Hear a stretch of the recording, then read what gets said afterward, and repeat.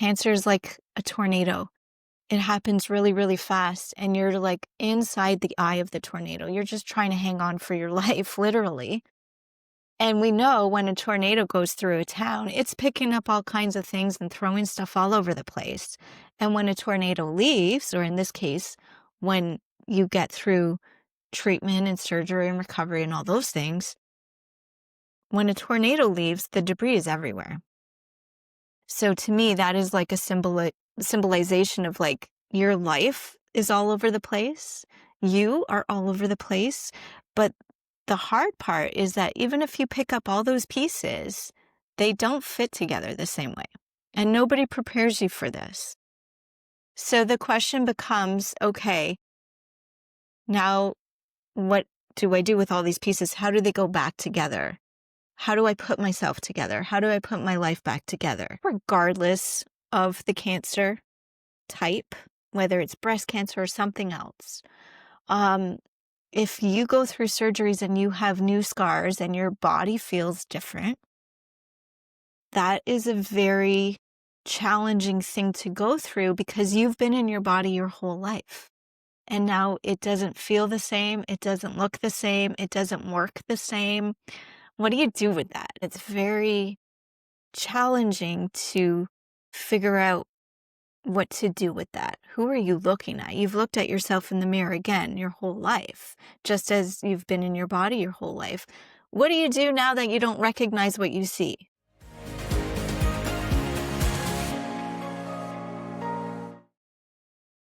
Hello, welcome to Healing Millions podcast. Today, I have an amazing friend and guest, Ryn Sloane, who is a cancer survivor who helps others who survive cancer come back to their normal life, overcome their fears, reconnect with their bodies, and rediscover who they are now. Ryn, thank you so much for being on my podcast. It's my honor and pleasure to have you here. Thank you. I'm super excited to be here with you. Thank you for having me. Ryn, can you share a little bit about your personal journey and especially the moment when you discovered that you have a cancer and the moment when doctor said you are healthy now? Yeah, I was 38. I was not a drinker, not a smoker, didn't do drugs, ate a plant-based diet. No cancer in my family in terms of breast cancer. And I discovered a lump in my left breast when I was visiting family and had this gut feeling, but didn't know 100%, so I couldn't say anything. So from the time I went to see the doctor and went through all the tests and got diagnosed and had a double mastectomy, all of that happened in like 6 weeks. It was like crazy, crazy fast. And it was really, really hard in so many different ways. And we can get into all that if you'd like as we go along. But to your point of the doctor, when I got to the end of my treatment and my doctor saying, you know, you can go back to life, I could literally feel the fear come up my body, like from my toes all the way up. I felt this thing come up. And he told me that I was graduating into survivorship and I would now see him once every 6 months. Whereas before, when you're in treatment and stuff and it's going along, you start off seeing your medical team every week, every other week, a few times a month, every month. And gradually it gets less and less. But when you hit that once in 6 months, it's very scary because that's your safety net.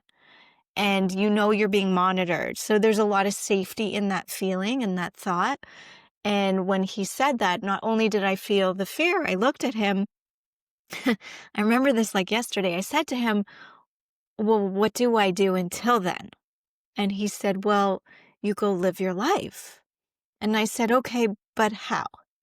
And he looked at me and I looked at him and we were both very confused. He didn't know what to tell me and I had no idea to do what he was telling me that I could do. So that created a whole new thing of trying to discover, like, what now?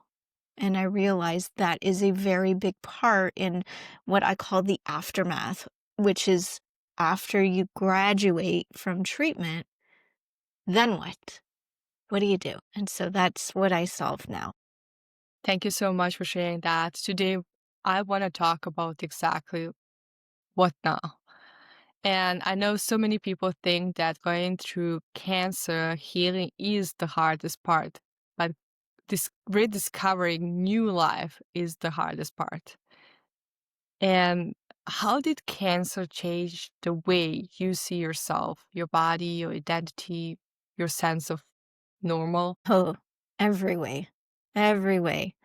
Emotionally, mentally, spiritually, huge role. And then, of course, physically, because I mentioned I had a double mastectomy and I did have reconstruction, but I have new scars. I don't have breasts anymore. I have implants. So that changes my identity on multiple levels, being a woman. Um, it was a lot of learning compassion for myself, a lot of gentleness and patience, a lot of humility and learning how to be humble through it. Um, Asking a lot of questions and being open to discovering, I guess, new answers about myself. Like a lot of people want to go back to who they were before cancer and go back to life. And unfortunately, or fortunately, depending on how you look at this experience, that's not possible. So the question becomes, who am I now? And I also add an extra layer of who would you like to be? And so one of the things that I specialize in is helping people not only come home to themselves, but decide who are they now and also decide who do they want to be. Because I feel as human beings, we have a superpower of creating our identity. And if we don't want to be that person anymore, we have the power to change and be a different person, a different version of ourselves. So I really help and empower people go through that process in addition to healing what I call the invisible scars that cancer brings with it. So from the emotional and the mental roller coaster that we go on, there's a lot of different things that come up for us that, we really need to look at so that we can heal from that and move forward. In our conversation before we had this interview, you mentioned that very often survivors do not like to look at themselves in the mirrors. Can we talk a little bit about that? Because I think that's a really, really important aspect to heal ourselves in that situation. Absolutely. Um, I think everybody's cancer experience is very unique to them. And I've noticed that you can take two people, same diagnosis, same treatment, same medication, same surgeries. They're going to have very different experiences. It just seems to be the way cancer is. And I think it's because there's all kinds of things that go on in a cancer experience. But when it comes to surgery, I think regardless of the cancer type, whether it's breast cancer or something else, um, if you go through surgeries and you have new scars and your body feels different, that is a very challenging thing to go through because you've been in your body your whole life. And now it doesn't feel the same. It doesn't look the same. It doesn't work the same. What do you do with that? Like, that's a lot for one person to kind of process and figure out on their own because, again, your medical team has done their job at that point. They step back. And your family or friends, they think you're good. They don't really understand that it's not just back to life as usual for you. There's all these other things that start happening. It's a process. It's definitely a process. Excuse me. And I think it really depends on what the person wants to do. We always have a choice, no matter the situation, even if it's incredibly hard like cancer is. So from my personal experience, I had a double mastectomy. I did not have reconstruction right away. I had instead what you call expanders, which are like, I guess the best way to describe these is like hard plastic balloons that were not inflated yet. And the purpose of these things is to expand the chest over time so that they can be replaced with implants. And they're very painful, very, very painful. So after my surgery and I had these plastic things in my chest with no, they take out all the tissue in the breast. So there's like skin and then expanders, and you could see the outline of these things. And it was I looked distorted if I saw myself. It took me a long time to be able to look at myself in the mirror. My husband actually would cover, those huge bathroom rectangular mirrors that cover like the whole wall practically. He would put a bed sheet over them so I didn't have to see, because I just wasn't ready, and I don't handle anything medical very well on top of it. So it took me a long time. But when I finally did, I was black, blue, and purple. And I was looking at myself, and something looking back at me didn't look like me. And it's very challenging to figure out what to do with that. Who are you looking at? You've looked at yourself in the mirror again your whole life, just as you've been in your body your whole life. What do you do now that you don't recognize what you see? It's very, very hard. And it took a lot of choices for me to have to figure out on my own. That's really hard too, to do this on your own. I could have seen somebody in the mirror that was a victim, that was going through the hardest time of her life, that was beaten down, that couldn't stand straight for a really long time because of the surgery. It's just my body had a really hard time to recover and heal from it. Or I could see these incisions I had on my chest that I was healing from, and I could see how resilient my body was and how amazing she was that she endured this surgery, and I'm still standing and I'm still here. And I could choose to feel so much gratitude and appreciation for her and what she's gone through for me. And that was really when my relationship with my body completely changed, because prior to that, I think as women especially, we feel in the world that we grow up in and we live in, there is this sort of ideal that we're all trying to hit in terms of what we look like. You want to be skinnier, you want to be prettier, you want to get your makeup right, you want to have nice hair, all these things. And I used to beat myself up in the gym to look a certain way, and you're always comparing yourself to others, and it's just not a healthy environment to live within yourself. And that's where I was back then. But going through my cancer experience, it allowed me an opportunity to develop an entirely new view of my body and my relationship to it. Thank you so much for explaining and sharing your experience with us. As you mentioned, everyone's journey is unique and healing takes time. It doesn't happen overnight. You already mentioned that the hardest thing is going back to normal life, because the normal life doesn't exist anymore. You need to rediscover a new life. Can we talk a little bit about that? But yeah, it changes in every way. The best analogy I can kind of use for this that really felt true for me was cancer is like a tornado. It happens really, really fast, and you're like inside the eye of the tornado. You're just trying to hang on for your life, literally. And we know when a tornado goes through a town, it's picking up all kinds of things and throwing stuff all over the place. And when a tornado leaves, or in this case, when you get through treatment and surgery and recovery and all those things, when a tornado leaves, the debris is everywhere. So to me, that is like a symbolization of like your life is all over the place. You are all over the place. But the hard part is that even if you pick up all those pieces, they don't fit together the same way. And nobody prepares you for this. So the question becomes, okay, now what do I do with all these pieces? How do they go back together? How do I put myself together? How do I put my life back together? And it's really a process that I feel is really missing in cancer care from everybody. And I've spoken to tons and tons of people.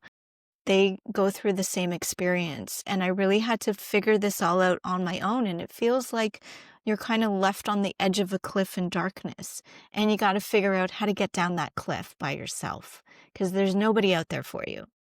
And so what I do now, I had to figure out how to do that And now what I do is I kind of describe it as I carry the light, the lantern, and I take that person by the hand on the cliff and I walk beside them and I show them the way. And that's a very loaded question. How do you get back to kind of a normal life? We start from the inside out and we start healing those invisible scars. We look at, again, the identity of who you used to be and who are you now. And we start answering some questions to figure that out together. We learn about the emotions that we're having because cancer brings up a lot of emotions. And a lot of the times we don't really know what to do with that stuff, the emotions, or we want to push them down because they don't feel good. So instead, I empower people to understand their emotions so that they can learn how to work with them instead of kind of pushing them away and then exploding later, and it's much harder to deal with. Um, I help them understand how to regulate their nervous system because when you're going through cancer, your nervous system is completely out of whack and you're like in flight mode. You're trying to run, you're trying to survive. But when you get to the other side of cancer, you have survived. So we need to teach your body that you are safe now. And so I teach people how to do that. There's so many different practices that I help people learn how to do to create that whole picture to answer, going back to life again. You need to learn a whole new a new way of living, really. Thank you so much. You already mentioned invisible scars, and you mentioned some of them. What are other invisible scars that people usually do not talk about because some of them feel ashamed? It's sometimes too painful to talk about them, but they are really important aspect to heal after such a tragic experience. Absolutely. One of the biggest things that comes up is survivor guilt and grief. So you lose who you used to be. You lose how your life used to be. That's a lot of grief. You also potentially, depending on what you've been going through, you potentially lose body parts like I did. That's grief. So there's a lot of layers just in the grief piece, right? Then there's like the guilt of I survived, so I should be grateful because some people don't. And that's a really big piece to survivorship that very few people talk about because we feel like, well, I survived, so I should be grateful that I'm still here. But the problem with that is that cancer brings up so many different feelings and emotions. You have to learn how to look at them and work with them so that you can heal that. And guilt is a huge part of it.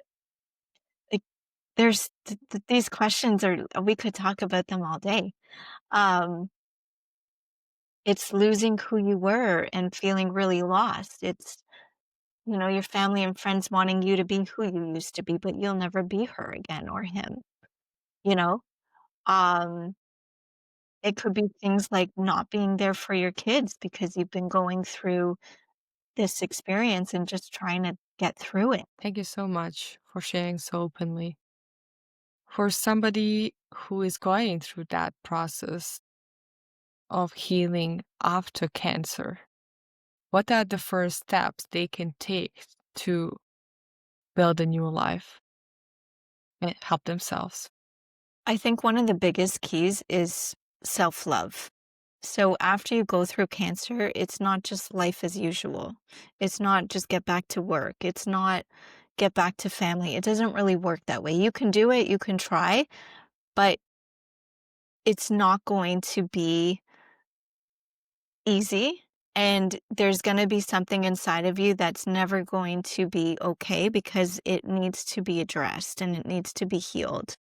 Um, so instead, I'm a huge advocate for either in the beginning or middle or end, it doesn't matter, as soon as possible, getting into a community that understands the experience.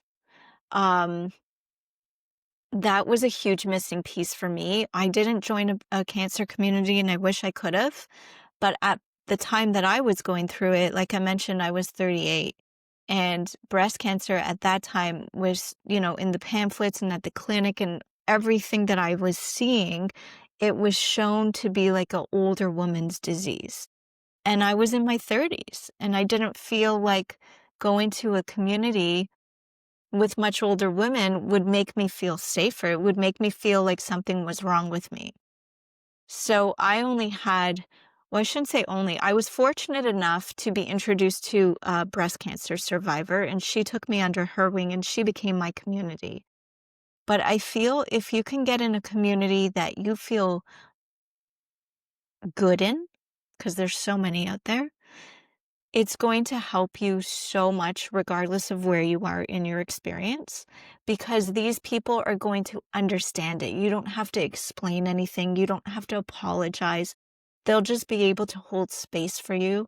And I think that is one of the greatest things you can do for yourself at any stage. So I would say start there. Thank you so much. What do survivors need most from family and friends during this time? And what's something you wish people would stop saying or doing during this time? Well, these are good. I think a level of understanding they don't actually have. When you haven't experienced cancer personally, like because you haven't gone through it, and we don't want anybody to go through it. There's just a piece of understanding that just can't be there, if that makes sense. But I think the best thing is to understand we don't go back to who we are. We aren't good now. Let's go get a coffee and talk about the old times. No, it doesn't work that way. We're completely different. We're forever changed. Like cancer changes you. You know what I mean? It changes us physically, mentally, emotionally, spiritually. Like every part of that person gets affected in one way or another, good or bad. Thank you so much for sharing your experience with us. What message would you give to a survivor who feels broken, scared, like life will never be the same? What is the main message you will tell them? First of all, that is very, very normal to feel that way, and they're not alone in feeling like that. I think probably safe to say that anybody who's gone through cancer, myself included, has felt that at one point or another. Um, and that sometimes things get really bad before they get better. And I think if you can hold on to that and look forward, even if that's just taking one step at a time, not only is there a lot of power in that, there's a lot of hope. And I think hope is really, really important in the cancer experience. What you mentioned here is very important. I want to really go back to this because very often people lose hope during their healing journey. They think their life will never be better. Their life will never be so good as they used to be. But very often we have to have this breakdown or go through really challenging health situations or life situations to really rediscover who we are and start new life on our terms. And I really love the work you do, how you empower people to find who they are and who they want to be and start building their life from that point. Ryn, thank you so much for the work you do. Thank you for the amazing support you give cancer survivors. If people want to connect with you and work with you, how they can find you. Thank you. I'm on Facebook, I'm on Instagram, I'm on LinkedIn, I'm on YouTube, all under my name, Ryn Sloane. I love when people reach out to me and we become connected. That is deeply, deeply important to me. So I would say whatever way is convenient to you, you'll find me on all of those places. And thank you.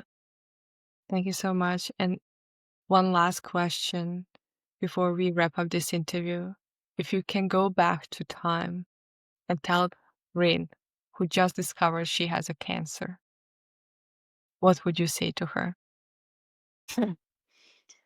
Oh, I think you've asked me the best questions ever, especially this one. I would go back to her and say, it's going to get really hard, but it'll all be really worth it in the end. So hang on. And if you can go back to that moment when doctor said to you, you're healthy now, and you were in shock, and you didn't know what to do with your life, what would you say to that, Ryn? It's so interesting because I still feel like it just happened yesterday sometimes. I can just experience it that clearly. And I would tell her, you're going to make life way better than what it was. And that's the life you're going to go to next. Thank you, Ryn, for being on my podcast. Thank you so much for the work you do. And everybody who is watching or listening this podcast, is if this episode inspired you, moved you, touched you, please share it with your friends and family members. We heal together. Thank you so much for being here. Until next time, be brave, shine your light, because the world needs that love and light inside of you more than ever. I'm sending you lots of love and big hug. Bye for now.